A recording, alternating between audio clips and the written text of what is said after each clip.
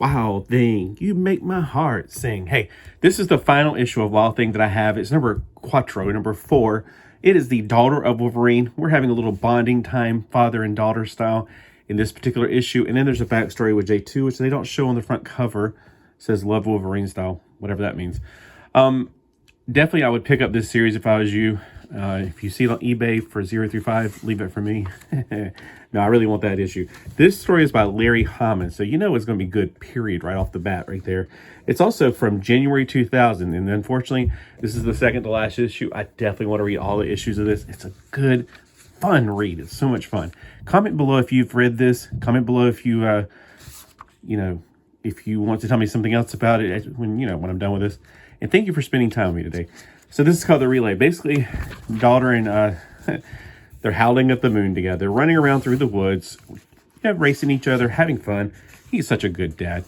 You never thought Wolverine would actually be a good dad, but turns out he is. I never honestly thought he would be. I thought he'd be more feral about the whole situation. But it's like daddy's little girl, and he's going to make sure he protects her. Well, we have some bonding time. He's talking about some things. He's talking about killing only to eat. You either kill to eat, and if somebody's trying to eat you, you have to kill it sometimes.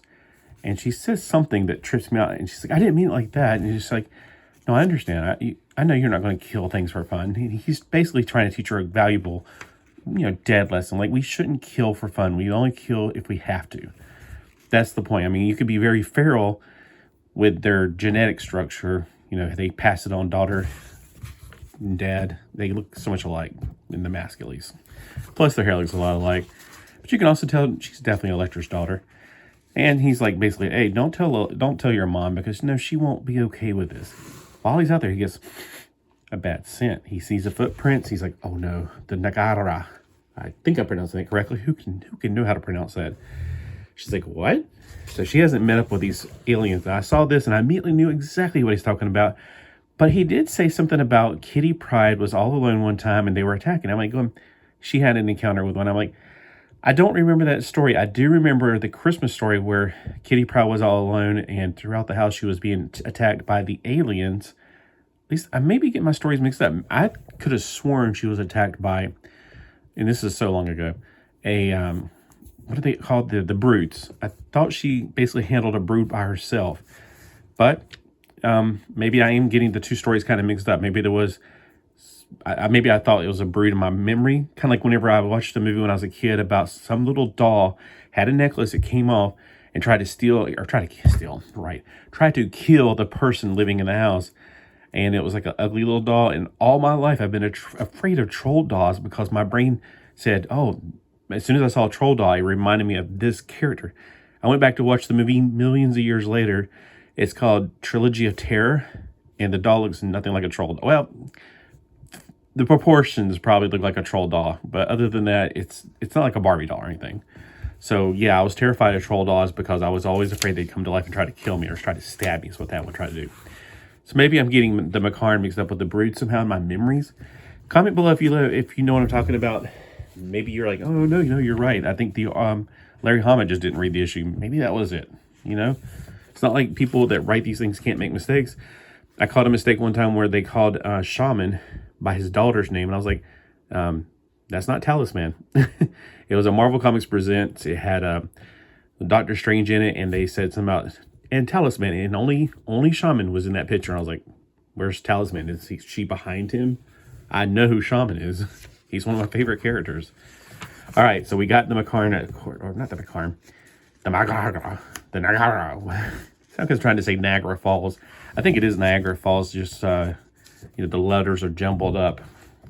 The Niagara Fall guy is basically attacking her, and she wants to join in on the fun. He's like, no, run away. He's like, I am running, but towards you. Of course, she goes after him. She wants to protect Daddy. She ain't going to let him have all the fun. And, of course, at the end, you know who's going to win. Otherwise, it'd be wait, Spider-Man. Wait, what?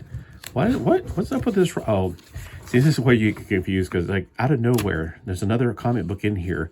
It's just a drug ad, a very, very long drug ad on top of that. You're like, why is suddenly Spider-Man in the middle of this comic book? All right, so, of course, they're going to fight together. They're going to pretty much defeat him, but they're not going to get to kill him, unfortunately. because they're pretty much just demons at this point. And he escapes, but he's not going to let him come back. So he's destroying the little obelisk that he came out of. And, he's like, they're talking about, hey, what if a morning jogger would have come upon him? That wouldn't be as pretty. And they go off into the sunrise together. This one is the part they're talking about. On the front, they're talking about love, Wolverine style. I'm confused because there's no love. I don't know. The word love is felt like romantic love. Look at this. So the second story is called Love. It has nothing to do with Wolverine. At first, I was like, is this going to be awkward with the two guys on the front with the word love? Oh, well, so nope, it's not at all that. So I'm like looking at this like, what's going on? Why is Wolverine in this issue? No, that's not her. That's somebody else. This is Montana Gold. Basically, this big brute right here, who beats up on him all the time, wants to get her attention, but she doesn't care about him. She's more into brains than brawn. So he's using him to get to her. Oh, well. So it's a little romp through his brain, Zane's brain. Gosh, that rhymes. About his, and look at this. This is so awkward. His body is massively huge, and his teeny tiny little head is ridiculous. It's so out of proportion. It's not even superhero proportion. It looks like his body had ballooned up. Like he should be grape. Like he ate that gum on the Charlie and the Chocolate Factory, whatever. And he's just going around pondering, like, look at them. They're so happy now. And he's like, I want to marry her, and whatever. He's a high school boy gushing, whatever. So he's just going around thinking about all the things, and suddenly he's having a fight with the brothers. Wait, hold on. Tag team. They're called tag team. They're old professional wrestlers. He thinks they're brothers. So he's busting them up. This is pretty funny. He catches it in his teeth and crushes it. Look at their expression. It's great. And then the one girl he wants, it's like a love triangle. She has a crush on him, and his alternate ego has a crush on her. And, the two, it's like the Superman Clark Kent thing. It's just not going to happen. Who is this? I want to know, because it looks like, is it Quicksilver's daughter? Where? I have so much to catch up on in the MC2 universe. She's like, he's playing video games. She's coming to say, hey, whatever. And I think she has a crush on him. He does not seem interested in her. Wait, did I skip to me? I think I skipped over the page. It was the last page. She's like, oh. Well, anyway, that was a fun read. It was a lot of fun reading, except for the gushy, lovey stuff. I could care less about that. And then, Spider-Man's drinking milk?